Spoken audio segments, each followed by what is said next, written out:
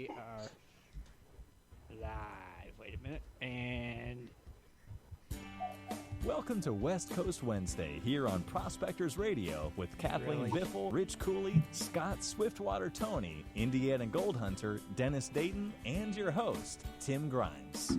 We hope you enjoy the show, and thanks again for listening. all right, everybody, welcome back to another edition of Prospector Radio's West Coast. We are YouTube. Not yet, we ain't. Hold on a second, Dan. We will be in 1 second. Didn't realize I had to type that in first, so. Oh! Yeah, right? It's like, crap. Well, this is still new to us, so. New to you, Tim. Well, new to me, yeah. Well, we're live now, so there. It just went live? Yeah, now you could do it. We are YouTube live! Even I lost my voice on the first one. did you? Well, you get to do it twice. Ooh, it's hard to. Huh? Hard I to do said it. it was hard to. Hard to do it twice? Yeah. Yeah, I gave it all I had the first one. Well, good job. Yeah, we're definitely. Who's watching YouTube tonight? Who watched YouTube last week, Scott? Or you, Rich? I'm trying to get on it right now to look at it. Rich, I don't think it started. all right, Rich, you got. It says we're live. Rich, I'm posting the link right now. Rich got Spreaker. Scott's got YouTube. I got GPS. No, this is the last one. Actually, I'll look and see. Scott, post a link to the YouTube on GPS. I already did. Okay, where'd you post it? On the page on Facebook. There it is. Post it on Gold Prospector Space in the chat room. Well, Jaron put one in there for YouTube. Oh, he did? Okay, never mind. Oh, hang on a second. Never mind. Thank you, Jaron. Thank you. Yeah. Okay, I was going to say Is it Jaron's under got it already. Prospectors Radio? What's that, Dennis? Is it under Prospectors Radio I don't know. on YouTube? Yeah, Why are you asking me for? copy the link. There I am. Where'd you go, Shad? Well, the one camera we're having to use, so Kathleen has the regular webcam. It like only will do like the video on because it's Okay. a regular camera Right. for 30 minutes and then it goes away. That's I just looked over. I'm like, I'm not even on. Where am I? why does it only do it for 30 minutes and it goes away? Yep. So what do you got to do every 30 minutes? Turn back Turn it on. off and on real quick. Really? It's Yeah. You got to set the timer. You got to get a new camera or something. TikTok. Well, it's not for streaming. It's for It's conferencing. a make do. Oh. You have something planned today. Well, I'm just doing the news like normal. Right. Wait, what do you have planned? I don't have anything planned. Oh. No, you know how you guys do your backgrounds. Right. While I'm doing a story, I'll put whatever Okay. I'm doing the story on behind me. Well, Does that make that'll be cool. We look forward to that. That'll give us some visuals. Yeah, you'll have a visual, I think, if it works. Well, I think it'll work. Did Shad set it up for you, Kathleen? Yes. It'll work. But it was a big to-do. Big to do. Was it really, Shad? So we'll see. So, okay. Why was it such a big to-do, Shad? It just always is with her. No, Well, no, it's like she has like a small computer, but you could do just basic stuff. Right. The old computer that she uses is like a lot more powerful, so she kept freezing on her webcam when we were in the pre-show. Okay. So I had to go get the other computer for her Oh. and get everything set up for her so it'll work, and now it does. You can see her. Right. Yeah, we see her good now. She over here. Uh-huh. You're and I'm afraid to touch anything, so I'm not in the chat room tonight. okay, because you don't want to mess nothing up. I'll probably mess something up. Leave it alone. Leave it alone. Yeah, just leave it alone. Right. If it's not broke, don't fix it, right? That's exactly right. If anybody types anything special, Kathleen, we'll let you know. Okay? Okay. So no, I can't even no. see Shad's. He's way over there in the other room. And he's in another room. He was waving the wrong way, Shad. Hey, there's a mysterious hand on the shed.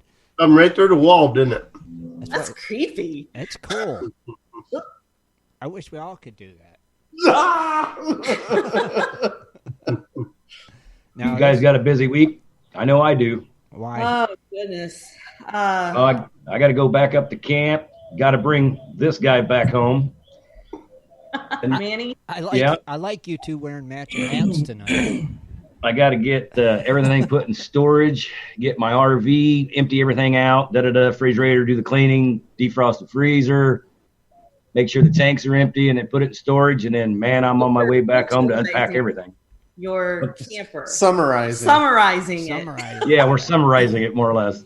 We're going to de-winter ours here this weekend, I think. Yeah, hopefully this weekend we're gonna grab it and go and get all the pink stuff out and get it going. And go.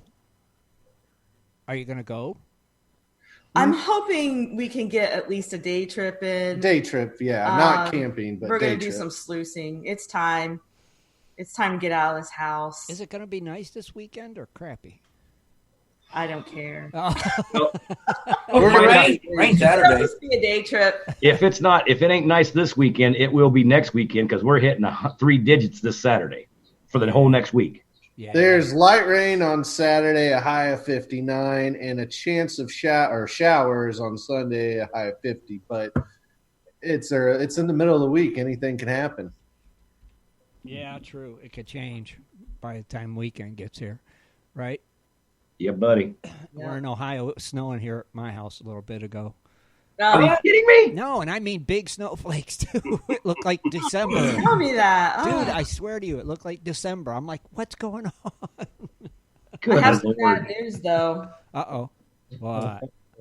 I went outside yesterday. I woke up and went outside to let the dogs out, and then I see the biggest heron fly out of the pond flies away and ate 5 of my fish. Are you kidding me? Well, let me explain this better because Kathleen's sad. making it sound horrible. It is horrible. It's the little pond, not the big pond with all the koi. It's like the goldfish we that have 2 ponds, accidentally spawned the Right. previous year. The secondary, the whole Yeah, it's a small one. We don't have a net over it. Right, The big pond does with all the koi. right. So, yeah, one fish survived. He was hiding under the filter, poor thing. How big were these ones in that tank? The biggest one Oh, was like this. They were good Yeah, size. say About about 7 5, 6 inches. inches. Yeah, 6 inches. About 6 inches. Yeah. So that was a pretty good meal. Yeah. Well, yeah, if he flew off, he's like, I'm full. I don't care. Yeah, so he's Oh definitely my gosh! he's wanting I to get could them colorful went out there ones. and hit it with a stick. I I Needless thought to say, no more fish in that little pond. you was going to say he got some of your colorful ones. No, Your they survived. Fancy They koi. did get my white and red goldfish. I think they're called comets. Uh-huh. Or clownfish. He knows where he got him at. He'll be back, right? Yeah, it was not good, and I feel so like sad for them because there was a struggle. There was about this much water was out of that pond, and I thought, well, maybe there was a hole in the liner from the herring. Right. No, it was all from the massacre. That's just crazy. And the little fish that was left, we put him in the big pond, and we haven't seen him since. He's hiding. He's terrified. Yeah, or one of the bigger ones ate him.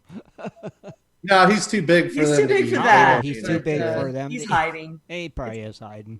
Jeez, man, must have been. Carnage. It had to have been anarchy when that crane was out there.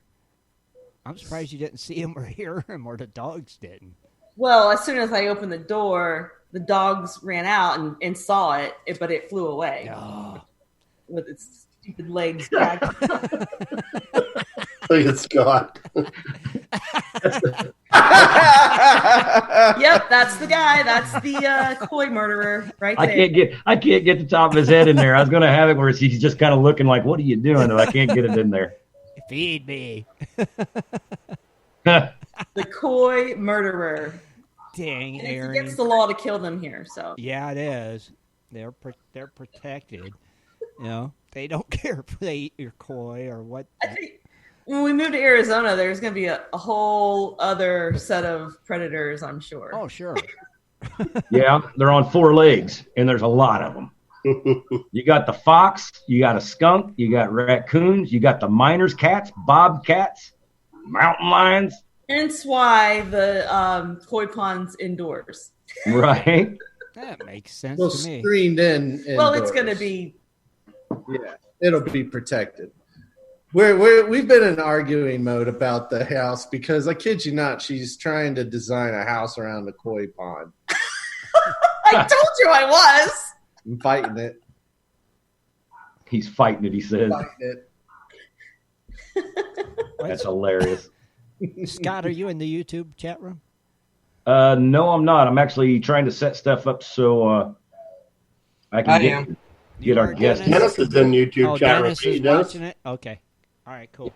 Cool. Hold on. Let me see something. I got a message over here. I know I'm not even paying attention. I got to look at it. So, Dennis, are you in the YouTube chat room? Yeah. Okay. Yeah. All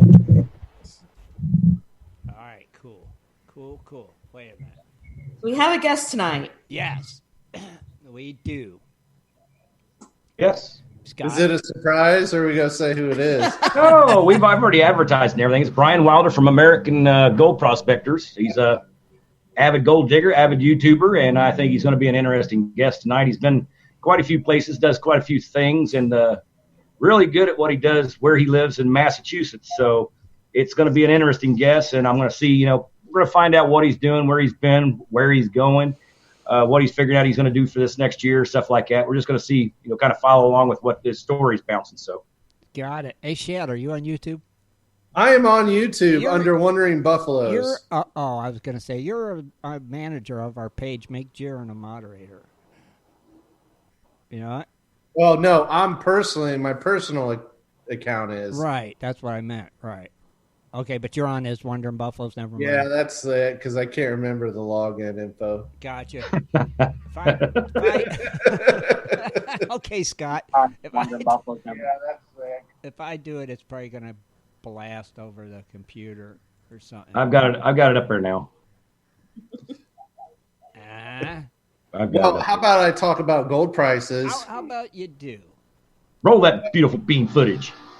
Let's just say gold is doing very well today. It's up $27 at $1,721. Uh-huh. So it bounced what, $5? Say gold is doing very well. Dollars at $1,721. Who has So volume it bounced on? what, $5? Say gold is doing very well. Dollars at $1,720. That's going to happen. Somebody's trying to watch YouTube with the volume up. Dennis. Tim, is that you? Yes. It was me.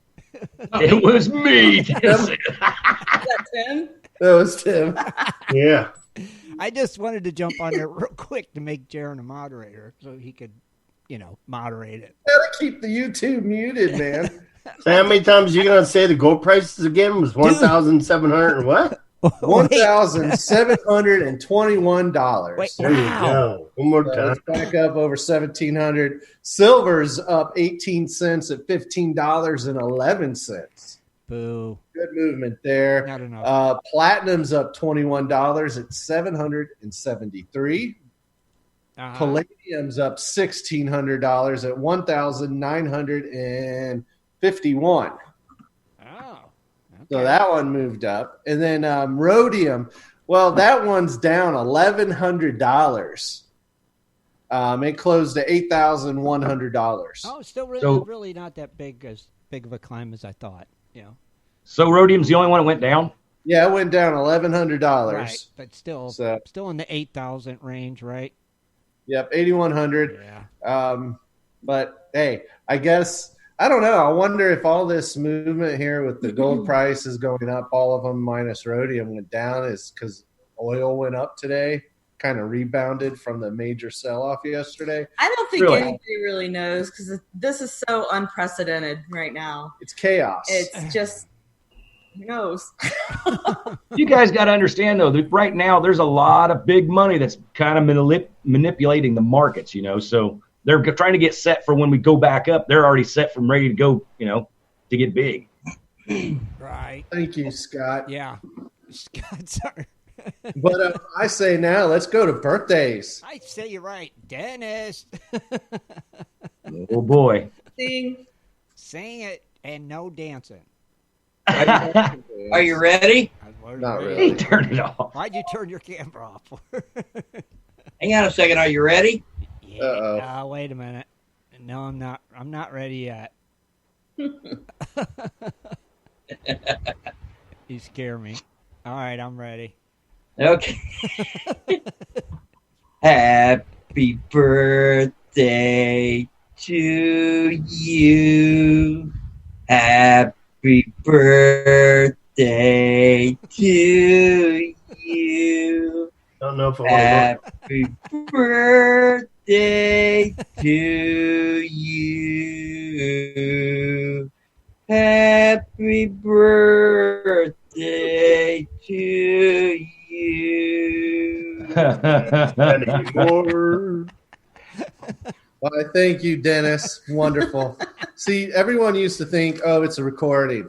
Dennis never does it live. See? But look at that. There's the proof. Right there. Proof is in the pudding. That was half the proof, for sure. But it is April 22nd, and here are your birthdays. We have Bill Saflarski, Brian Dow, Brian Stillings, Brian Fernandez, Chuck, Colin Bustard, Dirt Fighter, Doyle H. Bransom, James Gordon, Lost Dutchman, Ricky Ellington, Shay, Lotto Bellis, Walter Craner, and Zeb Duncan. Tomorrow, I can only see a handful, but we have Angie, Charles William Pridemore, Damon Watkins, David Black Hills, South Dakota, and Dennis Paul. Woo! Happy birthday! Birthday. Who you highlighting, Chad? Who do you want to highlight? What was the dirt somebody? What was it? I knew, you know what? I had my mouse over that just because I knew Scott was going to say, hey, do Dirt Fighter. Go with Dirt Fighter, then, I reckon. I'm going to go with Dirt Fighter. I mean, it is interesting. You kind of need to know more about this guy. Oh, yeah. Well, he joined back February 13th, 2013. Uh-huh. Longtime member there. Long time. He's from, Galt, California, G-A-L-T. Never Oh. heard of it. Never heard of that one. Me neither. New one. But he sluice and pans, which makes sense for California with the restrictions. Doesn't belong to any clubs at the time. He found the site through YouTube, but did not say who. Huh. He uses a keen sluice, pan, shovels, and his back. All right. Well, happy birthday. But happy birthday. Happy birthday. Happy day. Happy birthday, everyone. What was his name again? Dirt Digger? Dancing? Dirt Fighter. All one word. Dirt Diggler. Dirt Diggler. What? Today's Hitler's birthday. Oh, wait, you're over here. What? Oh, I don't know. She is on my screen. She's on my Exactly left. the way you pointed. Left and not the bottom. Well, on the YouTube, she is actually to my this way. Is she? Yeah, that's the way I see it. That way. some of them are listening or watching YouTube. They're listening. To my left, but on the right of the screen. So if you're listening tonight and you're wondering what's going on, you could actually watch this madness now as it unfolds on our YouTube page. Who's live? That's Live. right. It's live over on YouTube. So if you want, you could pop on over there and check it out. And you can see the whole crew. You could have seen Dennis just do his little birthday song. You could see Scott hanging out in front of a banner. He was with Manny. Kathleen's down there in the corner just chilling. Rich is rubbing his eyes because he's already getting ready to fall asleep. Yeah. So, are we going to start a raffle here or a pot for how long? How many shows it takes before Rich falls I asleep? think we should. That guy was falling asleep Sunday. I noticed. I seen you was going. I seen You didn't have start. to wait. I kept going. We got to keep going a little longer, Rich is going to go. He's gone. That had you were doing it. Maybe You guys my stretched it out too long. stories put him to sleep. Like he was read to when he was a kid, I think. Oh, that's what put him to sleep. He hears our magic voices. Well, we'll watch tonight, Kathleen, as you're reading. I'm gonna watch Rich. Well, in the YouTube chat world, Razor wants to know, where's your wine at, Kathleen? No wine tonight. I have water and nightcap. What's the nightcap? It's Glen Meringue Oh. with Scotch whiskey tonight. It Oh. puts me to sleep. A 12-year-old Called, finished in a sherry cask. Ooh. So- it's called Glen Meringue. Yeah, I think you pronounce it Glen differently. Meringue. Yeah. It's a really good one, though. It's Meringue. not that expensive of a scotch. I got Kool-Aid. Kool-Aid. Kool-Aid. They still make that? Yeah, I got lemonade Kool-Aid. Lemonade Kool-Aid. Well, they didn't have my Weiler's one, the one in the thing. You know the one I'm talking about, Kathleen. Are you talking the one that's in the yellow Yeah, thing? plastic container deal. Okay. Oh. They were all out of them, so I just had to get packets of Kool-Aid. Mix your own, eh? Kool-Aid, hey Kool-Aid. Oh yeah, Ginseng iced tea. yeah. No, I ain't got no iced tea. Kool-Aid. That's pretty good. If you can't buy it, we'll just stir it up and mix it ourselves. That's right. Why not? It's not bad either. Dennis, you're drinking Mountain Dew. Looks like I Pepsi. got a Pepsi in a Mountain Dew bottle. It almost looks like Oh, I was wondering. it almost and looks Mountain like Dew. chewing tobacco spit. I just got this thing ever since I was a kid, and when I would open up, I can't remember. I think I used to drink Dr. Pepper, and I had a can, and ever since I took a drink, and I got a bee, and it stung me in my mouth, and I swallowed the bee. Yeah.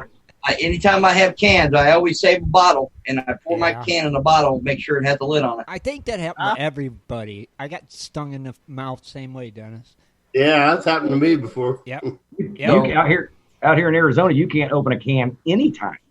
Yeah, but at least in a bottle you can see them. Yeah, You know, but you and they can't get in. yeah, but you can't As long see as them you in keep the lid on. them dang cans.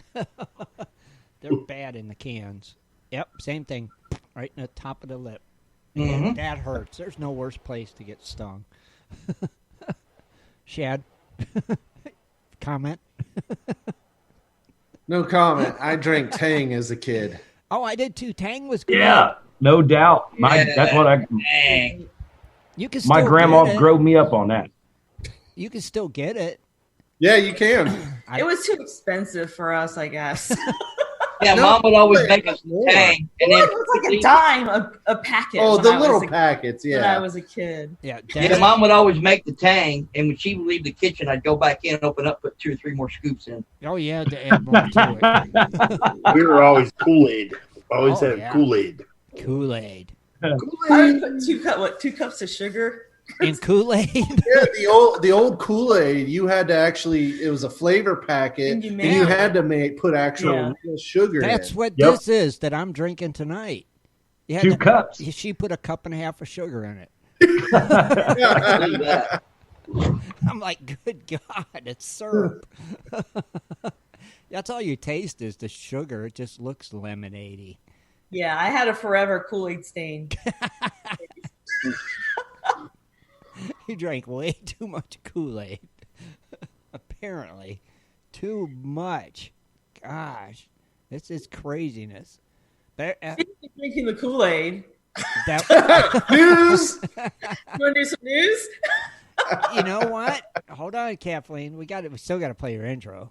You know? Oh, my earplug intro. just fell. My earphone just fell out. That's nice. I can't be able to hear you guys. All right. It is time for Dredging Up the News with Kathleen Biffle. Mining news from around the globe, metal detecting, dredging, entertainment news, and fun facts as well. here's Kathleen. Okay, everybody. This is my first West Coast Wednesday news on video. So I'm getting used to it. I don't know what to do with my hands. April 22nd. Just a few stories tonight, not too many. This story I ran across, I thought it was kind of interesting because you never really think about this, but the collapse in the commercial air travel due to the COVID-19. Delta? Well, this has all the restrictions actually has, funneled into the gold mining industry.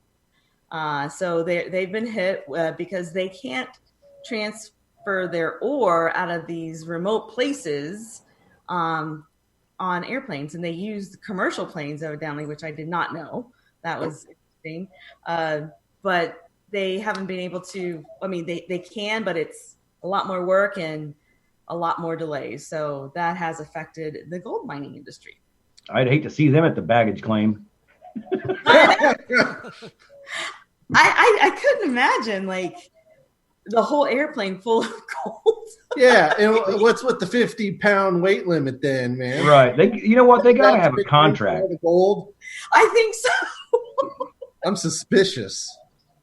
20%. There's some kind of contract in there. Say, yeah, I'll haul it. Yeah, that's kind of weird. Okay. All right. I'm going to switch over to another form of gold that is very elusive and I have yet to find. It's the morel mushroom. In Ohio, not so lucky. I know Dennis has found a whole ton of them, but it's morel mushroom hunting season in northeast Missouri. And this one, they're still going to hold it because it is kind of social distancing, right? You're not in a big group crowd finding mushrooms all together. So it's a good activity to do if you want to get out of the house. But anyway, they said that the mushroom season is especially good this year. So they're still going to have their event, and I guess this was an event of interest, huh? Oh, they're still doing that? Indiana's got a booming with them. Yes, they are. Maybe so. Maybe I'll start looking to see if there are any quarantine or social distancing friendly events of interest, and we can bring Shad back to do that. That'd be funny. You know what's easy about the social distancing hunting mushrooms is because you don't want any competition around you anyway. Right, because people are very, very protective over their spots. Now, that's what the article is saying. The article did suggest that morel hunters look on the south and west facing slopes early in the season and the north and east slopes later on. And morels, Dennis has told us this before, they favor trees like ashes, elms, cottonwoods, and domesticated apples. I didn't know that. Wow. We have an apple tree in our yard even. I think they favor those trees because they lose a lot of limbs and a lot of leaves. Dennis, a lot of gunk. Yeah, biodegradables. They say any areas that were disturbed by fire or floods or logging can also produce a lot of morels. So. Look at that. Oh, man. I can, The double D's got morels. full of morel mushrooms. Smell-o-vision. Uh-huh. They are very delicious. He's soaking his. I have to give you that. All right, on to the next one. Did you guys know that there's an active meteor shower going on right now? No. I heard It's always cloudy. Well, I heard about it last night, but I didn't see any. I was watching for about a half an hour. last night was supposed to be the peak for the Lyrid meteor shower. It's basically the best shower that you'll see for months now, but last night was its peak. And you really didn't have to go anywhere. You could just go outside, look in the sky if you don't have any clouds covering like you do here in Ohio. You could really, really see it. And it started last Thursday, I think. Last Thursday. and it goes on for 10 days. But they said last night was the peak. You could probably still see them right now. Well, not this minute, but they said the best time is to get it really, really early in the morning. That's when you have the best light to see it. And then they had also said because of the new moon, I don't know a lot about this, you wouldn't have to compete with the light from the moon to see them. So pretty cool if you want to go do that.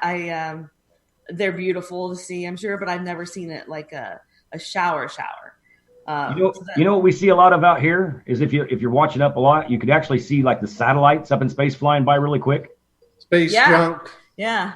When we camped up there, it was crazy how much you could see. But what this meteor shower is, it's little bits of rock and dust that was left behind from a comet. Mm-hmm. And the comet, I think it's called the Thatcher Comet, but I'm not sure. It's 1861G. I don't know. Maybe that's the name of it. Each year, the Earth will drift through a cloud of debris from its earlier visit. Its most recent trip to the inner solar system was 1861. Hence the name 1861. Yes. So we are still, when we orbit, we're still going through that tail. I'm wondering who at 1861 was actually writing this stuff down. Well, I'm sure. Well, smart people, science people. That's how the astronomer people. Yeah. Okay. That's how the astronomers. 1861. That's a long time ago, boy. Yeah, but Christopher Columbus used the stars, I'm sure, for traveling. Well, for navigation, radar. Of course, yeah. And you have to know the constellations and where you are in relation to what's going on in the sky. So that's pretty cool. Huh. Yeah. They said that this will be the best meteor spotting until November. So the big Perseids meteor shower will happen in August, but it's not the biggest. Oh, well, wait, it's not the biggest this year. Let me correct myself, because the one that happens in August should be the biggest, but because of the moon cycle this year and where the full moon, it's going to be washed out. I think I can, if you take it like in a year's process to this date, from the year to this date, I think I've heard about 3 good ones, with this one being the 3rd big one that I know of. Well, that'll bring me to my next story, actually. So just so that you guys, I'm sure a lot of you know this, but a meteoroid is what enters the Earth's atmosphere, and then it vaporizes. It then becomes that meteor. But a meteorite is if it goes through the atmosphere and lands on the surface of the Earth for us to find. So that's why it's called a meteorite. So that's the difference. You can't see the. Can you see that one? Yeah. Okay, so this photo. Can you see it? Yeah, we see it. My big fat head's blocking it. But anyway, this happened actually recently. This was in Prescott, or outside of Prescott, near Yavapai County. Over 50 people reported seeing a fireball in February. Thanks to the widespread sightings, they were able to confirm that a meteor traveled south of Prescott. So this caused like a gold rush, if you will, of folks going out with their metal detectors and trying to find the fragments of the meteorite. So I don't know if anybody found any in our treasure hunting community and gold prospecting community, but that'd be pretty cool if you could post some pictures or something, because I love meteorites. I think that's really cool. I can't wait to find one myself. I think the chances of finding them in Arizona will probably be a lot greater. Probably. Especially where we're going to be, because there's not a lot of it's way top of a hill. I guess. I don't know. There might already be a bunch scattered out there. You know what's really cool about that is because usually like there's some people out here in Arizona, I know that they actually fly around in airplanes and look for the divots. Yeah. But Shad's got a good drone, man. That's a cool way to cover a lot of ground to look for divots. That's a great idea. Oh, can't wait. So as we know, some of them can be very valuable. Scott had a great idea. Yeah, we need to log that down. Are you being facetious? I'm an idea guy. I But think that would be a good way though. Oh, I'm looking forward to it. I'm actually itching to go back to Arizona already, and we got a lot of other things to get through first before we can even think about booking more trips for our wandering year. We already do have the Alaska trip booked, but we're crossing our fingers that it won't be affected. So we'll see. Yeah, So, I think my Yukon trip's already out. Yeah. The Gold Rush season too for they're delayed. So I don't know how that's going to pan out.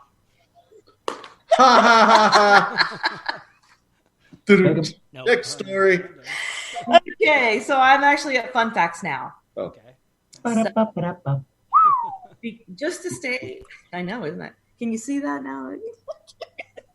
It's somebody's practicing the wearing the gloves, evidently.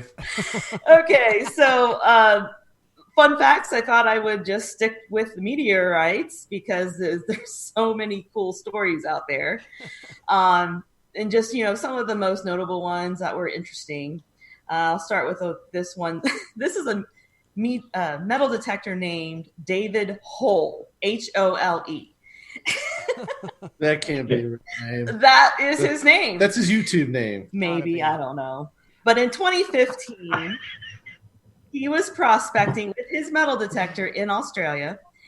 He discovered something really out of the ordinary that looked kind of misplaced because it was like a reddish rock that you see kind of behind me. Right. And it was sitting on top of some yellow clay. So it kind of looked weird. So he took it home. He tried to open it. He used everything that, a saw. He tried to crack it open. He had an angle grinder. He even put it in acid. And not even a sledgehammer could make a crack in this bizarre rock. So that's how they found out it was a meteorite. But can you imagine trying to saw it? No. Nothing like trying to cut an I-beam. 2.5 pounds. Did you know that? What's that? Weighed 37.5 pounds. Cow. Man. That's pretty. Do they say how much he got from it, or has he still got it? They didn't sell it or anything. He still he has it. I think the museum has got it, but they did use a diamond saw to just. Couldn't even cut it in half. They had only cut a little sliver with the diamond saw. Oh wow! So only so that they could, do some tests on it to see what it was. But I think it ended up being a high percentage of iron. Huh. But they didn't say anything about gold being in that one. So, but crazy, isn't it? I know sometimes they'll cut those slivers like real thin, and then they'll sell them so people can like put lights behind them and stuff like that from their whatever gems or whatever they collect out of space will shine through. They look pretty awesome. Well, they are awesome. We have one, but we didn't find it. We found it at the gold show. But it's really cool because I was playing with a magnet with it, and I think you even have a video clip on Instagram. I think on Wandering Buffalo's Instagram, so you could see how I held a magnet above it, and then it just. Wow. Pretty cool. Quarantine entertainment. What are you going to do? That's right. Now, has anybody told you if that's one of the ones that's worth money or just common? This particular one, actually, it's not worth a lot of money, but it's unique because this I don't have that story on tonight's Fun Facts, but I just remember it. I forget when, but in Russia, a big meteorite hit the Earth and shattered into a lot of pieces. And you can still find larger pieces of it that probably are worth a lot more money than what we have on auctions or whatever. So I don't know. Do you guys remember that show? And I think it was a show or a YouTube video. I think it was a show though. But those guys used to pull around those like 4 and 5, 6 foot wide metal detectors, and they'd find meteorites that they'd have to pull out with a backhoe because they're monstrous. Yeah. I don't remember that show, but that's pretty cool. I've seen that. Was it? Yeah, Probably in Australia. Well, even I guess. Russia. Russia has a Oh, lot. Russia. But this guy went like to Idaho, Utah, and he just went back and forth through people's fields. Oh, you're talking And he'd about. buried 5, 6 feet deep, but he'd dig them up and they'd be as big as around as a coffee table. You're talking about Meteor Actually, Man. the story that I have coming up is about a farmer who had dug this up, but they still haven't moved it because it's too big. They couldn't even use a backhoe. Wow. So that one's coming up. But this next story, this one, this is the big one. This is the one the farmer couldn't even dig up, and it's still there. But you're on the wrong picture here. No, I'm not. I'm on number 7. Number 6, though. We were on 6. That's Oh, look at that cut in half, man. That was awesome. Oh, wait. And there it is. That's the one I want. No, this one. You had that one up already. what, this one? This one. That one. Can you see it? Yeah, we see it. Looks like Okay. This one isn't the biggest meteorite, but it is an interesting one nonetheless. Last September, a story was reported that they discovered a mineral in this meteorite never seen before in nature.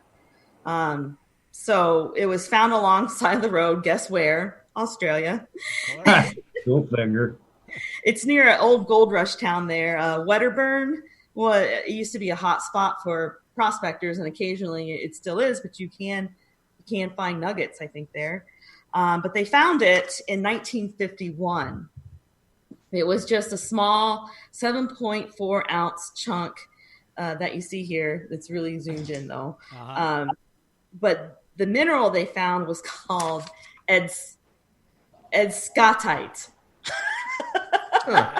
It's the word Ed, Scott, and tight. Tight. Now that's funny. So that's what they found. It's a rare form of iron carbide that's never been found in nature. So that in itself is pretty cool. But they think that what this Edscotite came from, it was remnants of a planet that had a collision, and the little bits and pieces are floating through space. Wow. Pieces of the Death That Star. was kind of interesting, I thought. Shoot, get out of here. So back to that big old square You mean that one right there? meteorite. This one. All right, so this one is the largest meteorite. In 1920, a farmer was plowing his fields when he screeched to a halt, and lo and behold, he thought he had just a little piece of metal, but he just kept digging and digging and digging. And it just never came up because it weighs 66 tons. Holy cow. Good Lord. Holy cow. Yes. It's called the Hoba because of the farm was called Hoba West. Hoba. But Hoba, Hoba. Hoba. Hoba. It's square like you see in this picture. And they say that it's 66 tons. I already said that, right? Uh-huh. Yeah. They think it fell to Earth like 80,000 years ago. Wow. It's composed of 80% iron, 16% nickel, and trace amounts of cobalt and other metals. So that's pretty cool. I'd like to know how it stayed This is square. a weird thing. What's that? I said I'd like to know how it stayed square. I know. So I'm getting ready to say that. But anyway, it's 9 feet long and 9 feet wide. And the reason why they think that it didn't create this huge crater, something that big, slamming into Earth, was because of the square shape. That it meant that it didn't break apart, get rounded off in the atmosphere because it wasn't going as fast as, some of the other meteors do. Right. So that's why it retained its square shape. Huh. Dang, pretty cool. Imagine how big it was before it hit. Right. That's exactly what they think it was even bigger. Oh wow. Because they couldn't move it, and it's still there, actually in the same exact spot, except for now they put pavement around it so people could come and look at it. Right. But you can go visit this at the site where they found it, and it's actually a tourist spot for thousands of people every year. Dang. And it did not put a significant crater in the earth, so crazy. Yeah, Interesting. I thought so. And finally, the last one. This one is the most valuable one. I'll get out of the way so you can see it better. I gotta position myself better next time. This one I talked about before. It's kind of funny because the name of it is the Fukang meteorite. It's the old Fukang. That's the Fukang. This one is actually worth $1.8 million. Holy cow. Money. And the reason why it's so valuable is it's made of nickel and iron laced with the olivine, the green crystals. It actually has crystals in it. It's a really rare find.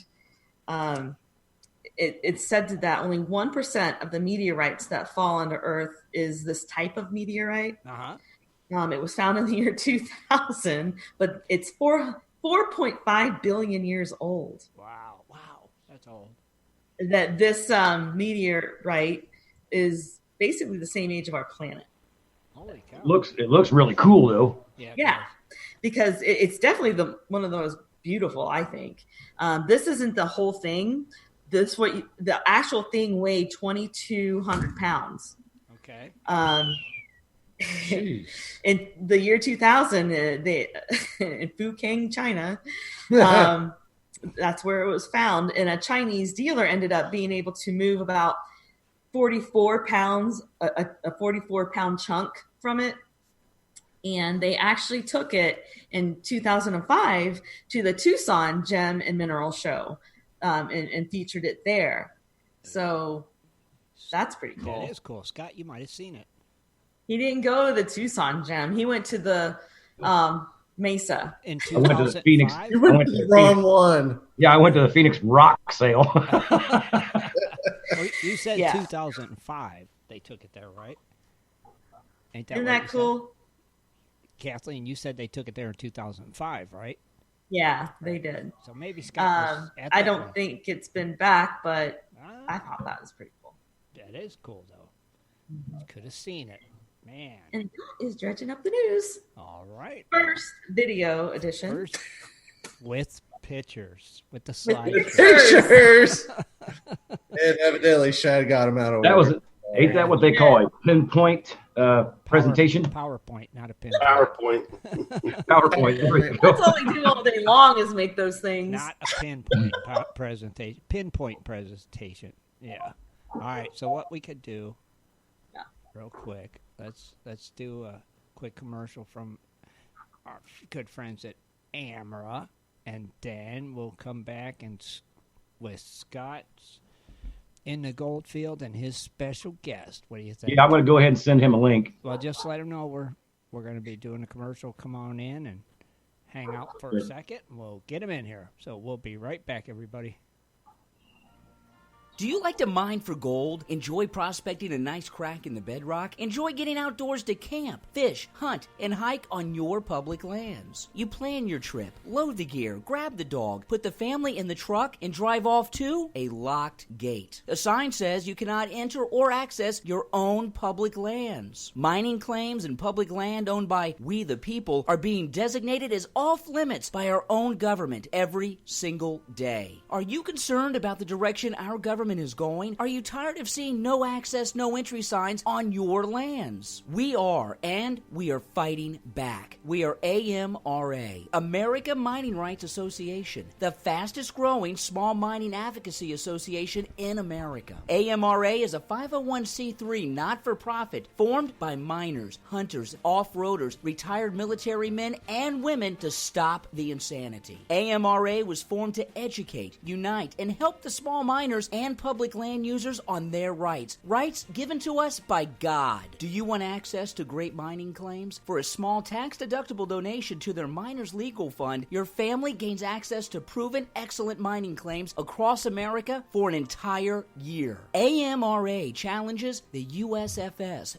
BLM, EPA, and the other agencies intent upon stopping you from enjoying your own lands. You are who pays these people's wages. It is time they listen to us. We need to unite. And that is what AMRA is doing. As you sit here right now, thousands of acres of public lands are being closed, locked, and blocked from use by you. Are you fed up yet? Join us. Get in on this fight and let's restore America to what our families fought and died for. Freedom. Just visit AmericanMiningRights.com. AmericanMiningRights.com. Also, check us out on Facebook at American Mining Rights Association. AmericanMiningRights.com.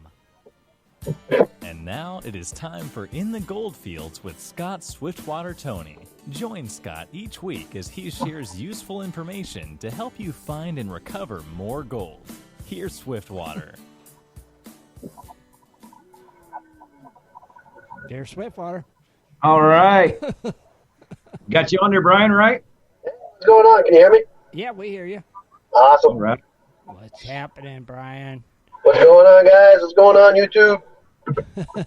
Everybody's here. Got the whole gang, I think. Wherever Dennis and Rich are. They're around. I'm here. Good to have you on, buddy. Yeah, cool. Thanks for having me.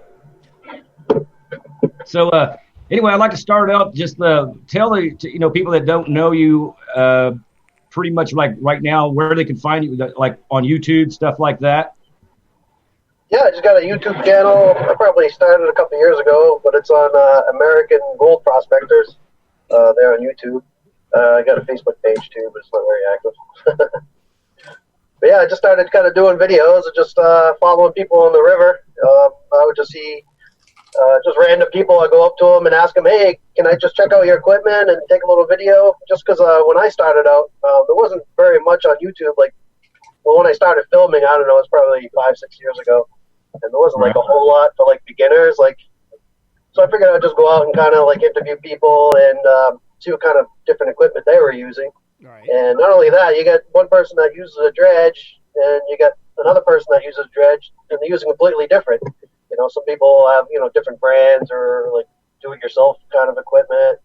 So, I just thought it'd be cool to go around and see what everyone else has and just make videos. So what did you start with? Oh man, I just started with a pan. Probably like 8, 9, 10 years ago.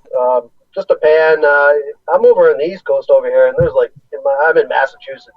And there's absolutely no one like prospecting for gold around in this area, at least at that time, Right. So there was like no information, and on YouTube, YouTube wasn't that big back then. So there was just, I kind of grew up in the dark with it, and just started kind of slowly learning what a sluice box was, and then I bought a sluice box, and actually I never used it as a sluice because when I got it in like the beginning of the winter, so I couldn't use it, and then I actually turned that I think it was a Keen 852, the bigger one.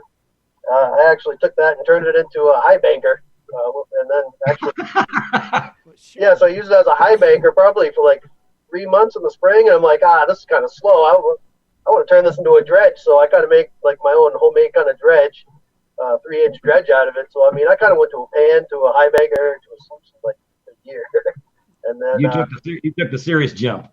Yeah. And then actually the last week, I remember I was over Bath, New Hampshire. There's a campground over there, and, a lot of gold prospectors go to. And the owner there had a dredge, and I was bothering him all summer long to sell it to me because he wasn't really using it. It was kind of a spare one they had. And where I am over here in the Northeast, it was like it's hard to find a dredge, at least back 6-7 years ago, whatever it was. Right. So, I was hounding him all summer long, and then finally he was like, yeah, you know what, just if you just shut up, I'll sell it to you, so. So actually, I got him the same year. I kind of went through everything in the year. I knew I loved it, and I wanted to keep doing it, so I was like, I'm just going to buy a dredge. Cool. And how long you been doing this now? I've probably been dredging for, I don't know, 7-8 years now. Oh, okay. Right. Probably started maybe, I think first time I started was the first season of Gold Rush, because I remember that came on, and I was like out of this world, like, wow, I can't wait to watch this, It was like the first season, the first time they were going, so whatever that was, I forget. Yeah, I was with you on that. That's kind of like when I got started. I bought the pan first, and then saw the commercials for that show. I'm like, oh, no way, this is gonna be awesome, So I couldn't wait to watch that show. But whenever the first season of Gold Rush was, kind of, I think when I started. Oh, that's Yeah, great. that was pretty cool when that started. Yeah, I know. I couldn't wait. I was glued to it for quite a while, and then I haven't even watched it the last couple of years. It's got too weird, too commercial, So where you dig, you don't really dig in Massachusetts, right? No. If you go western Mass, there's a little bit of gold, but just doing research when I got started, the closest place to me is in New Hampshire. It's only like a 3-hour ride from where I am now. So that's the first place I kind of started going when I got the high banker. It was Bath, New Hampshire. Right. So I kind of started there, and I kept going there because every time I went, I got gold, and I was like, wow, this is great. Almost every time you went, you never got skunked. Right. And I was having a blast. I thought it was great, even just finding small little pieces and everything. But now of course, as soon as I got bigger equipment and a dredge, I started getting bigger and more. I'm like, wow, this is awesome, So I just kept doing it and doing it and doing it. And now this year, I picked up a 5-inch dredge, and I picked up another 4-inch dredge. Actually, Jim Hamilton let me have his old dredge because it was like way down in the Scully, and he's like, we haven't touched that dredge in like 4 or 5 years. And he's like, if you can get it, you can have it.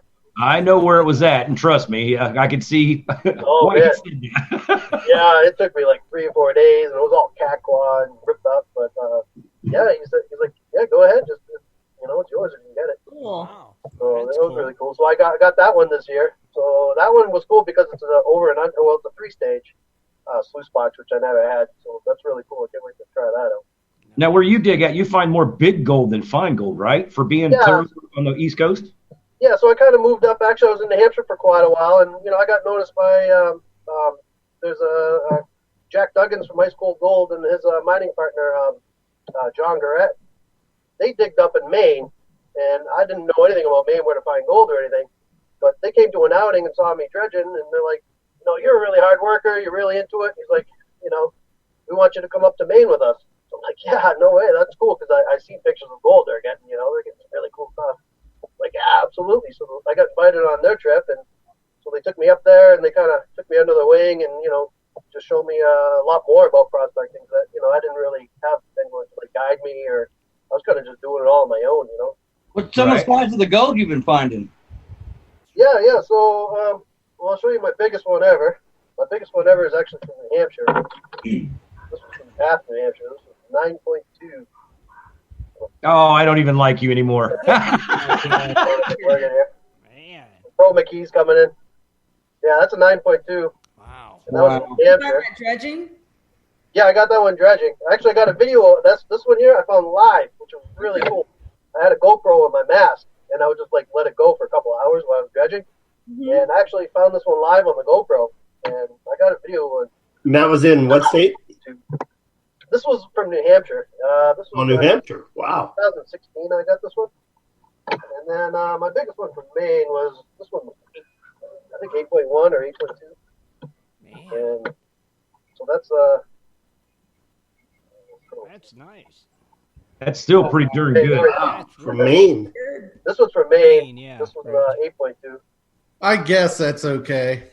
Man, I didn't think they had that bigger gold on the East Coast. Holy crap. Yeah, no, actually, the gold up there, it's bigger, but there's not a lot of it, Mm-hmm.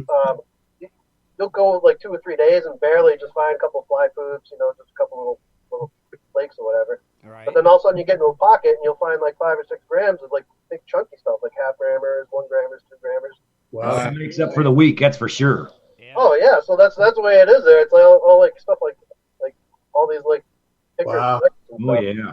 But I mean, they're far and few between.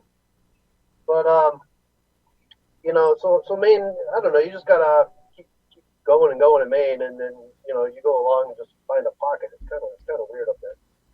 But I think their stuff is from Quebec through the glaciers, and that's just a lucky spot, I guess, or a glacier. Now a lot of people don't know this unless they watch your videos, but I don't know if you made one, but you come out here this summer, and that's where I got to meet you actually, or this winter, and I got to meet you here. What did you think about Arizona's gold compared to where you dig at now? Well, I didn't really get a chance to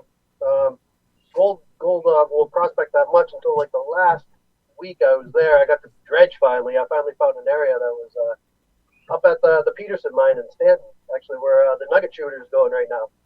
Right down below in the same area, there's a stream, and it's usually dry, but when I was there, it was wet. There was plenty of water to dredge. So I got hooked up with Toby. Toby actually took me up to the potato patch up in Stanton. That was a really cool experience.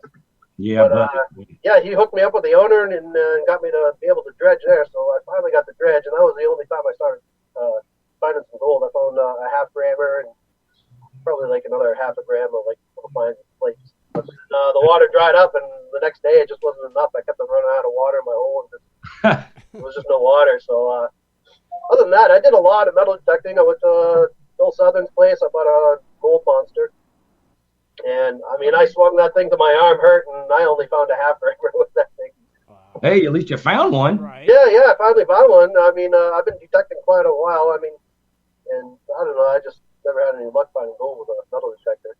You know, it's cool that you found that one nugget, like when you were doing your live video, because there's a video that I did on metal detecting, and I've always looked for what they call a chispa piece, you know, quartz and gold. Oh, yeah, those are great. Yeah, on that video was the day I actually found my first one. I was like, get really? Yeah, I love finding those. We actually find not a lot of them, but I usually find 1 or 2 per year up in Maine. So it's nice coincidence. What's your plans for the future? Well, pretty much I'm doing it all the time now. In the wintertime, it was my first time going to Arizona, and I'm definitely going to do it again. Arizona's cool, but I really love to dredge, so if there's a way I can dredge somewhere, you know, whether it's, you know, I don't know, somewhere else, Nevada, or I don't know. Right. I really don't have any plans. I just kind of go with the flow. I'd love to spend more time out west, because if I put the time in that I do up here in New England, I could do a lot better out west. I'm just kind of, I got some property here and stuff, so it's kind of hard to leave. You know, I help my mom out, so I take care of her property and everything too. So, you know, I'm kind of rooted in here, but I would love to get out west. This summer will be my first time going to Alaska, where the Biffles go. I think they're going on the trip right after me. I'm going on the July 6th. Yeah, I think we're going. The last part of July. Yeah. Oh, yeah, so we'll just miss them. But, yeah, I can't wait. That's going to be awesome to go up there. Oh, you're going to love it. Oh. Yeah, I can't wait. You're going to come back and be spoiled just like Shad and Kathleen. We are. Yeah. We don't even want to dredge in Ohio anymore. Yeah, that's what I heard. Everyone that's been there keeps on saying, once you go up there and you get on that 6-inch, but you won't even dredge anymore back where you are. I didn't want to come back and use my 2-inch after that. I was like, yeah, that would be really hard. We told I just you. hope they have it because, what's going on? You know, I was nervous booking the trip, and it's kind of an expensive trip, and then you got to book airfare, and I'm like, oh man, you know, that's only like $6. Well, they're still having it. I talked to Matt just the other day, and of course they're leaving here soon, actually, because they're moving to Alaska permanently. Oh, really? So they're on their way up there here in a couple of weeks. So they're going to go to camp and start getting it set up. They're just waiting for things to thaw out a little more. Yeah, it's probably still frozen up there. and it's just so beautiful up there. Yeah, I can't wait. It's going to be really cool. It just smells better. Bears and everything. Got off the, That's what I was thinking. I wouldn't mind moving up there, but then you got snow, you got bears big enough to eat you. It's good to visit, but I want the heat. Yeah. I want Arizona. Yeah, I'm with you. I'm with you. I want to get away from the cold. And the bugs up there are just crazy. No, Yes. they were and they weren't. Well, that's because I made that my essential oil bug spray. It did work. And it worked. It did. I will admit, it did. It did. I bet it's loaded with black flies up there. But the best part is just like you dredge all day long. You're working hard. You're chilled to the bone. You come back, get all dry, and then you get to clean your gold all night. And that's best next, out in nature. So. And you don't have to cook your dinner. Yes. Like that part. You're gonna love the breakfasts and dinner. They supply lunch stuff that you can pack because you don't come back when you leave. Yeah. You can't. You're out. Now, you guys, that was the couple that I talked to here at the Phoenix Gold Show, wasn't it? Matt and Ginger, yeah. Okay. Yeah, they're pretty laid back and pretty cool. It's like those are the people you kind of want to go out and have fun with, Oh, they're Very a much. great couple, and their kids are adorable. Oh my gosh, these kids. Ginger always says that the young one, he was born to be in the bush. This little was he 2 or 3? Yeah, I think he was. He was climbing rocks insane. and swinging from the trees. He's like how I imagine Scott Swiftwater Tony was as a kid. Right. Just He held was on to everywhere, just everywhere. Hey, Brian, You could bet that's true. we got an Ohio relic hunter asked, how long has Brian been detecting, and does he do any besides gold detecting? Metal detecting, I kind of got into it a little, maybe 3 or 4 years ago. Around here, you can't really detect nuggets, but we got the beach. We got Boston. Boston was only like a half-hour drive for me. And, there's a lot of history out there. People are finding some old, really old colonial coins and everything. So I figured I'd give it a try, and I went to the beach and just dug up pull tabs and lobster pop pieces. I think I found a nickel one time, but no, I went to Arizona like 2 years ago and tried metal detecting, but the detector I bought was really good for saltwater. It was the Fisher CZ21, and that's not really made for gold, but it's all I had. So I tried that in Arizona for a couple weeks. And, I can't get into metal detecting. It's just kind of boring for me, I'm kind of the same way. Yeah. It's interesting when you find stuff, but after that, I went to that Bill Southern thing in Arizona. Yeah. All I was finding was like bullets. Right. Oh, man, I found like 5 pounds of bullets this year. Yeah, no, I gave it an honest try. It's not exciting for me. Once you dredge and when I'm under there, I'm just picking the pickers off the bottom. You see the gold when you're dredging up to it. You'll see a whole bunch of golden cracks in the bedrock when you're underwater and you take tweezers. It's exciting when you're dredging. It's a blast. Well, metal detecting, I don't know. If you do find one, you just dig it up out of the dirt. I don't know. It's just not exciting. It's exciting to find the gold for sure, but I can understand if you live in Arizona, that's your way of life. There's just no water or anything. Now, when you're dredging, this is just for like a lot of people because I've seen your videos. When you're dredging, do you like to do the respirator? Or do you like have the full mask like Kathleen and Chad and me do? I would love to have the whole mask. I bought one of those cheap ones. It was only like $100, and I hated it. But the really nice ones that are like $600-$700, like you use on like Bering Sea Gold, those are great. They're real expensive. Right. I hope to get one someday.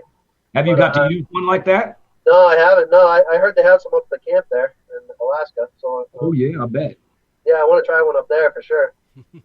I'm sure I'll love it. It just the other thing too is that you need that good compressor, the CAC was it 63 or whatever it's called. Right. That compressor holds a lot of air and it really pumps you plenty of air. So I got the T80, which still gives you enough air, but I know when I had the full face going on, like when I'm dredging, I'm under the water, I'm moving boulders where we are. There's a lot of boulders and you're kind of wrestling with them all day. When you start wrestling a boulder, I just started running out of air, breathing like a lot heavier. Right. That full face mask, it was killing me. I was using like way more air than I usually would use. So I just kept on running out of air with that full face mask. So I kind of chucked it off and put the regulator back in. Well, since you've been dredging and stuff, what kind of do you do? Do you still use a wetsuit, or did you go to a dry suit yet? No, actually, I went to a water heater. A wetsuit with hot water is 10 times better than a dry suit, I say. I never tried a dry suit, but my buddy Alex that I dredge with, he has a really nice one, like a really good Kevlar one that's thick. And real expensive. And They are costly. really gold. He gets gold in his, and a lot of half the time it leaks or there's a problem or if you need to use the bathroom, you got to unsuit. Just it's a pain in the butt. And then so what I did, I just I made my own exhaust water heater out of a fire extinguisher with copper coils going through it. Right. So the exhaust goes through there and it heats up the water, and I put the water in my wetsuit, and it's like having a jacuzzi. It's like way better than you could ever have. Nice. Like the guys at Barron Sea Gold, like you seen them. I don't think anyone uses a dry suit. They're all with wetsuits with hot water. Now you just coiled that around your exhaust, yeah? Yeah. I made a video. There's a video on my channel of exactly how I made it. But I took 50 feet of copper, like the soft kind of copper you can get in coils at like Home Depot. Right. And I just made a coil all the way around, up once and then back around, and then I think a third time. And I have I think it's a 6-inch fire extinguisher, and I put a fire blanket on the outside, so because if the copper coil's in there rattling around, that copper coil is going to break. So I made padding with a fire blanket, and I put the coil in there. And the exhaust comes through, heats that water up, and plenty of hot water. Very nice. Hey, Brian, Mr. Lodak, Jaron, wants to know what you used to do for a living, and how did he transition it into today? Well, for a living, I was a chef. I was a chef for weddings. That's all we did. I was the executive chef. I was in charge of the whole operation. I did that from by the time I was 23 all the way until probably 39. I'm 42 now, or no, I'm 41. And I got laid off just because they closed the place about 2 or 3 years ago. Because no one's really getting married anymore, and the business just kept on going down. We just couldn't book any weddings. I think everyone's in debt because of college. They get out of college and they have such huge debts that they can't afford to have like a nice wedding. Mm-hmm. So our business just fell off a cliff. So they closed the place. I got laid off. I did go to a hotel for a couple of years, and I was like, whatever. I just left. So right now, I have rental property that I use right now, and that's how I make my income. I'm kind of a slumlord, I guess. But it frees me up to go do whatever I want to do and go to Arizona, and Right. Awesome. That You're is not cool. tied to a desk. Right. Yeah, I mean, I never got married. I got no kids. I was always real thrifty. I always saved my money. I never really bought new cars until, just a year ago. I bought a brand new truck. That was the first time ever I bought, a new car. Nice. So I kind of always saved Awesome. everything. So Kind of go around and travel around and go prospect. the big question: what's your goal in Alaska?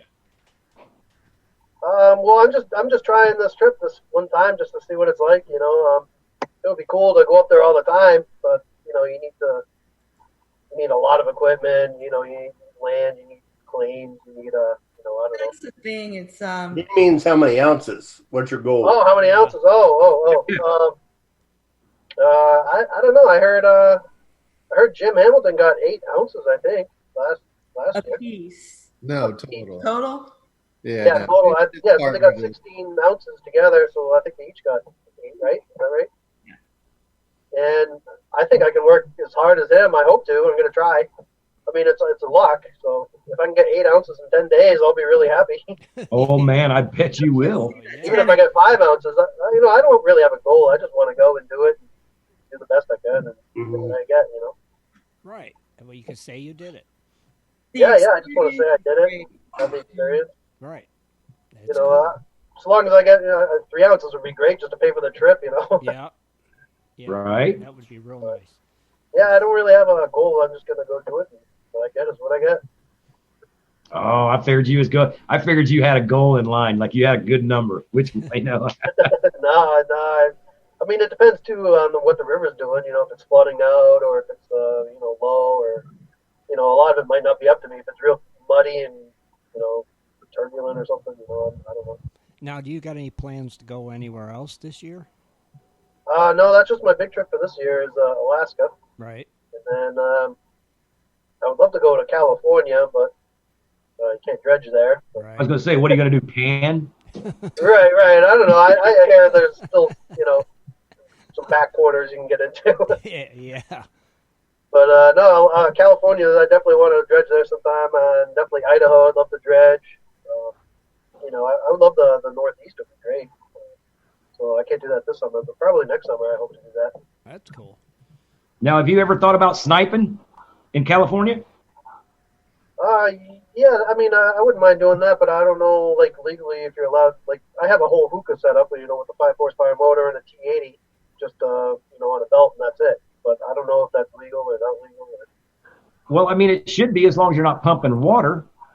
Yeah, I don't know about that. I mean, I am a certified diver, so I could get, like, air tanks to go under. But then you're only limited to, like an hour or something with the air tanks. Yeah, Jesse Mendez just said that, sniping in Cali. Yeah. So if you can use a hookah, I don't know. I don't know much about California. Too many weird rules. 3,000 miles from me, so I don't know. Yeah, and there's too many weird rules down there. Yeah, and I'm more afraid to a motor. I heard a lot of stories too about people just smashing your windows when you're up down at the creek.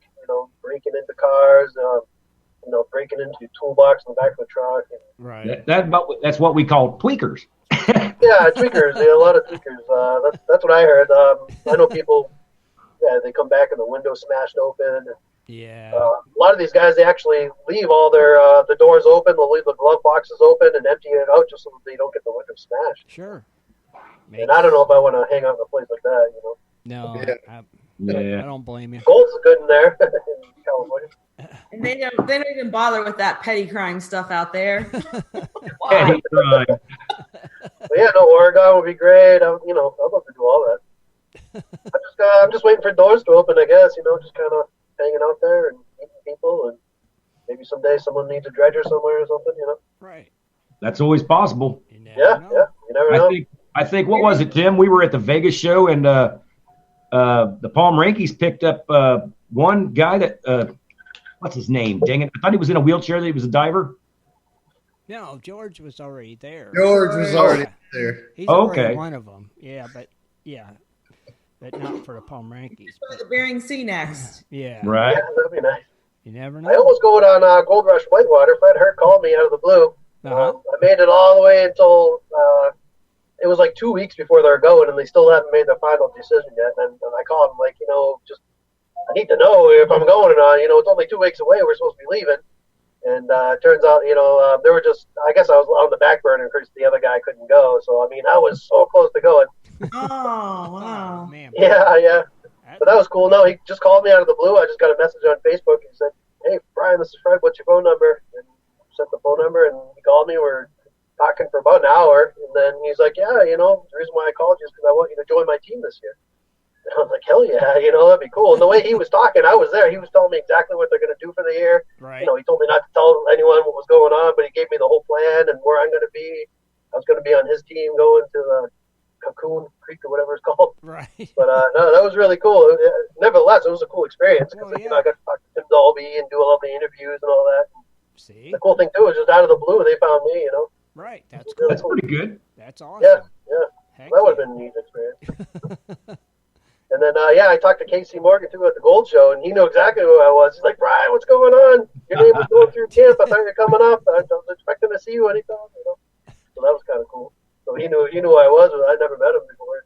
Well, I'm sure they got you on the list, Yeah. You never know. Even so, it was a cool experience. Right. Maybe next It was time. fun. Maybe they'll need somebody and they'll call you up. You Yeah, still may yeah. end up out there. You never know. It's what it's what you do. So do what you do. Yeah, that's cool, Brian. You never know, man. You may still be on there yet. Dredge it with Dakota Fred. Yeah. You never know. I'm up for whatever. That'd be Are you? The way whether I do that, and I wanted to go to Alaska anyway, so Right. You might need a good cook. No, I never liked cooking. I just fell into it. Actually, through high school, because I was one of the bad kids that couldn't be in school all day. So I got they would send me out to, well, not just me, but there was a class for the bad kids to go out to school in the afternoon, and they would send you to the restaurants to learn a trade to cook and stuff.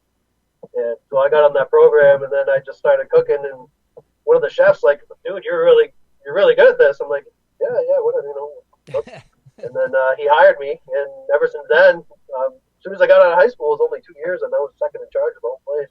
And I never went to college for it or anything. Man. 2 years later, I was the executive chef. I was in charge of the whole place. Never went to college. I just picked it up and learned. That's pretty cool. I just fell into it. I never. It was fun. I did all the fruit carvings, like the watermelon baskets, and make flowers out of cantaloupes and all that. And all the All that fancy food. Yeah. Now, like what we was talking about today, though, it's still cold as the dickens where you're at right now, though. Still, right?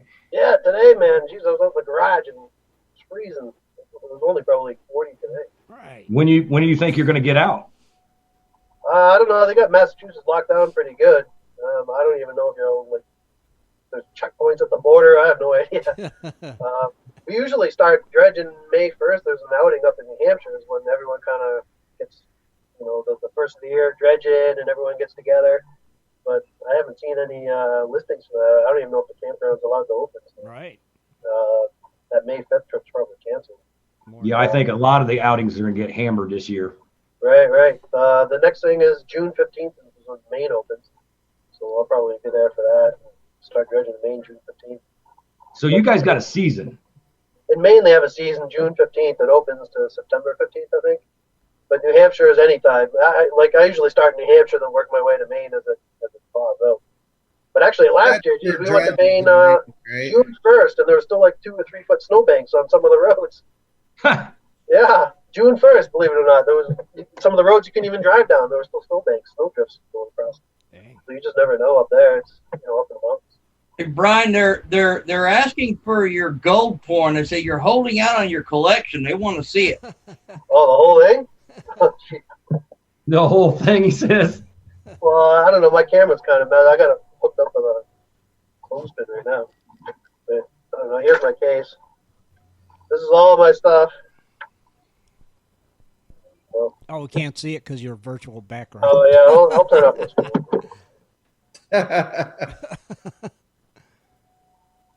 There you go. Oh, look at that. Look at that. That's all my stuff. That's everything I found. That's pretty. Not really heavy. So here's my 2 big ones that I took out. That's pretty. Awesome. So yeah, that's all my stuff. And in the back is all my finds. You can't really see it, but all my finds are in these tubs, Right. in the Nice. back there. Now, do you save everything you find, or do you sell it like I do? No, I actually saved everything I've ever got. I haven't sold anything at all. I keep it all. You could sell. I mean, I don't find that much. Last year was 2 ounces. That was my best year ever. The year before that was 1 ounce. There's not a lot of gold up here in the Northeast, but 2 ounces for the Northeast, I think, is pretty good. That's really good. That's really good, and you got some beautiful, nice big pieces. Yeah, and a lot of them, 80% of it's like chunky stuff. Yeah, that's awesome.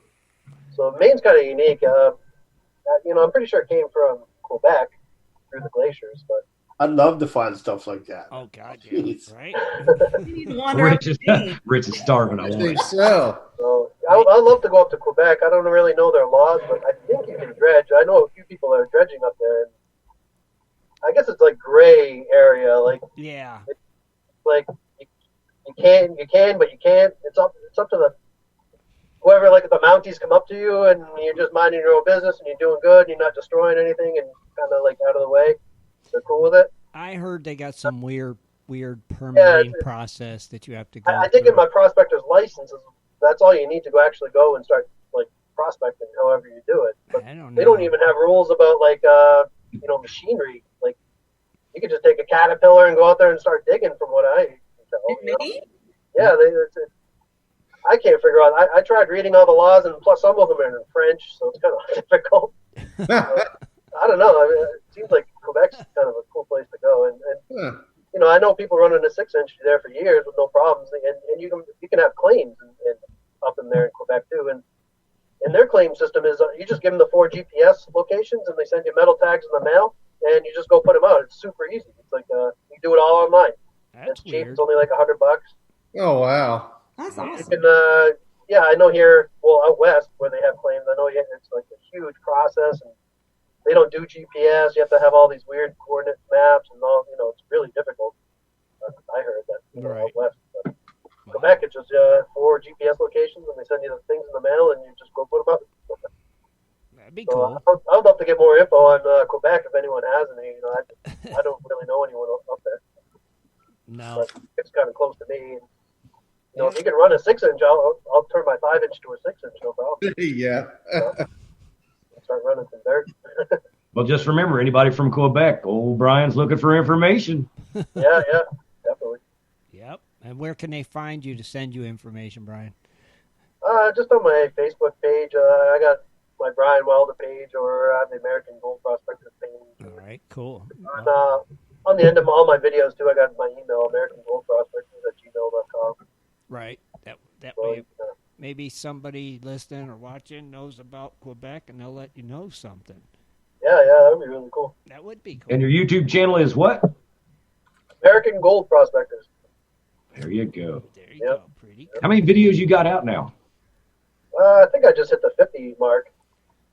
And I'm almost on, I think, another 100,000 views, and I'm going to be at 1.5 million views, which is pretty cool. Nice. Right. Cool milestone. How many subscribers, Brian? I think only a little over 8,000. That's still good, though. Awesome. Nothing wrong with that. But I just play around with videos. I'm not like totally into it. I just, you know, when I make a video, I just throw it out there. If people want to watch it. If not, whatever. You know? Right. I'm not like all into it like some of the other YouTubers, like try to make videos and like, you know. I just more or less kind of documentary style. Like I don't plan nothing. I just go out for the day and just film. Whatever happens, happens. So, Hey, that's the I mean, best. there's been so many times where my film just didn't make sense. You know, I didn't. A lot of the times I just forget. I'm just having a good time, and you know. Right. Get the film in. Those sometimes are the best ones. You know? Yeah. It's all natural, right? What happens, happens. What happens. Just Yeah, I just gotta wing it. Send it out there. Just send it out there, whatever. You know. Yeah, White Gold put on there. He's got more videos than you do, Scott. I'm like, I've deleted I don't know how many of mine. Why'd you do Yeah, we're that? supposed to hook up, but I don't know. I think he had clean problems or something. Yeah, plus that heel. Yeah. That would have been cool because I was right down in Bumblebee, and I wanted to dredge there, but I wasn't. What is it, Roadrunners? I think you're supposed to be. Right. My friend Alex was a Roadrunners member, so we met and texted as his guest. I went for 2 or 3 days, but then he took off. I didn't have enough time to set up the dredge, but I was just talking to a bunch of people that was dredging down there, and I don't know, it didn't seem like there was much down there, but they're getting some stuff. Now, did you do any good over towards Wickenburg area, Wickenburg area? Yeah, I went down to Morristown. Let's see, that's right off near Wickenburg. Yeah, it's right before. Yeah, I set up camp there for maybe 2 weeks or so, and I would just take the dirt bike or four-wheeler, and I would just go like 5-10 miles out in the desert, just follow these dirt bike trails, and just go way up and just start metal detecting. And I never found anything but bullets. That's what I find. I kind of really enjoyed just looking for old mines too. You know, I was just having fun, and I found a bunch of old mines. Actually, Jim Hamilton kind of got me into that. He took us out for a couple times looking for old mines, and I was like, oh, this is really cool, you know. So I kind of started doing that, just going in and seeing the old workings and trying to find some cool stuff. Nice. Yeah, we call it riding with Jimbo. Yeah. He'll suck We you go in. like 20, 30 miles sometimes with him. He goes out there.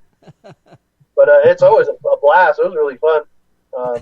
We got to hang out with Mike Pun. Mike Pun came out with us for 2 days. So that was really cool. We went out and looking for mines and stuff. Shannon Poe I went out with for a day. That was really, really cool. Him and all the other Hammer guys. That was kind of unexpected, but that was really cool. You know, You're great guys. Yeah, fun time out. That was awesome. Sounds like a great trip, man. Yeah, buddy. Yeah, no, it was awesome. I mean, everyone's just having a good time in Arizona. Like everyone's on vacation, just out to have fun and go riding and metal detecting. You know, not too serious. Everyone's just having a blast. Camp under the stars. That's the life. Yeah. That's the life right there, right? And sure beats Massachusetts because, geez, we usually have like 3 or 4 feet of snow up here all winter long. That's actually why I started making videos because I was just bored. I was bored all winter long and you couldn't do nothing up here. You know, I don't snowmobile or ski or anything like that, so I was kind of stuck inside. So well, yeah, so you got to film all summer and make videos in the winter. You know, so that's kind of another reason why I started doing it. I guess makes sense. Nothing wrong with that. I figured go out to Arizona this year. It was a blast. Yeah, it was cool. That's for sure. Yeah. Nice. So yeah, I'll definitely go this year too. Oh, you're going back to Arizona again this year? Yeah. I'll start in Arizona, but maybe I'll to California or something.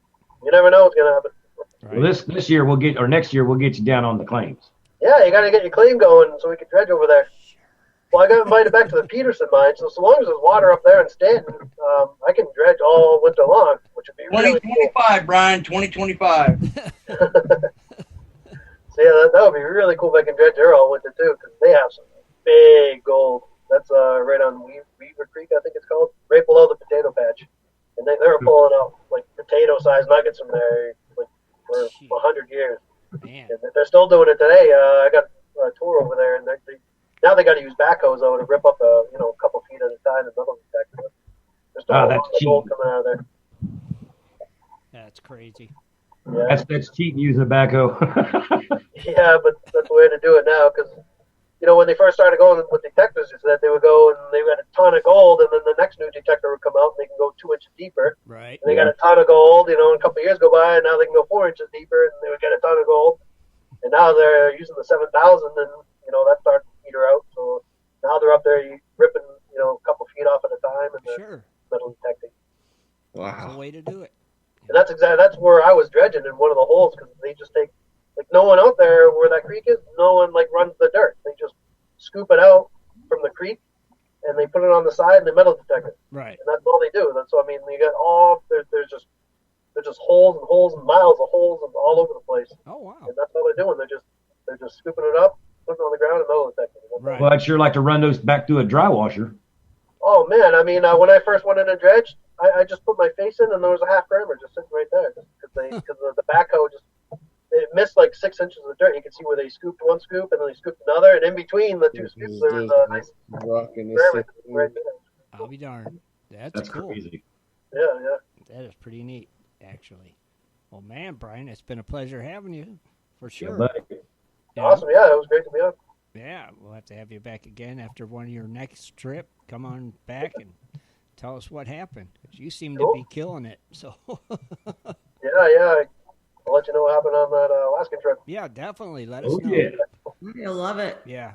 Cool. You'll be getting back while the Biffles are down there, so stop in, tell us how you did, and then we can get a report from them when they get back. So that'll be cool. Sounds good. Yeah, that'll be awesome. Well, Brian, thanks It's again. going to be an buddy. Alaskan race for the gold. Take it easy, guys. Thanks for having me. You're Later. welcome, man. Thanks for Take joining care, us. Brian. Be good, brother. All right. Bye, Here, Brian. bro. Very cool. Yeah, man, Brian finds some nice gold. Man, I'm telling you, he showed me some. I was like, get out of here. He's He's like, got yeah, some chunkers. don't I'm find any telling you. fine stuff. That's nice. East Coast. Maine. Yeah. Maine. I think we need to plan a trip to Maine. Yeah. If we all get in line, we can cover a lot of creek. Could I need to go to Massachusetts and then Maine. Holy cow. We need Up there with Bobo. I can't believe Bob ain't finding any of that stuff. well, yeah, maybe he is and just ain't telling us. There's the key right there. That could be it. I think there is a U2 who lives in Massachusetts and goes to California to find better gold. So I don't know.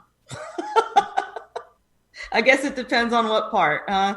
Well, if you have hookups too, then that's a big Right. thing. It depends on where you can go. I think, it's getting in where getting that lucky friend to tell you, hey, this is where you go. And you get Exactly. Right. Right. That shed calls it the lucky friend. Oh, it is. It is the lucky the friend. special friend. Right. Right. Who's going to share that special spot with you? This is where you can go. Share the wealth. But Yeah, not the right. morel mushroom, folks. No. They ain't saying They're not anything. saying anything. Look at Dennis. He's like, I go to the pit. That's all he's going to say. I just went to the pit. Yeah. That's where Dennis finds his mushrooms at the pit. Yep, right in the pit. Right in the pit. Yeah. They just magically appear. Yeah, and for everybody that don't know, like I said, he does a YouTube videos on America. It's American Gold Prospectors. And he ain't hard to find. He's got a big eagle behind his emblem, so you can see him. Yep. Pretty cool. Oh, man. See, that was cool. He definitely got some big gold. He could just sell a couple pieces and buy one of them masks. Yeah, I know, right? Right? Kidding. And Somebody would trade him a mask for those Oh, pieces. yeah, probably. definitely, right? It'd be like, I'll give you this. Here. Yeah, he could have one of them masks with no problem. And one of them fine Bering Sea gold masks. Well, heck, none of those guys in California is using them masks, so you never know. Oh, yeah, they do. Probably get one quick and easy. Yeah, You never. It's some nice gold he's got. Yeah, buddy. Real nice. So we might have to think about that. That would be a cool place to go. If we know somebody down there, I don't know. We shall see. We might. All right. You guys got anything else? Dennis, Rich, Kathleen, Chad? Nope. No. The only thing I didn't fall asleep.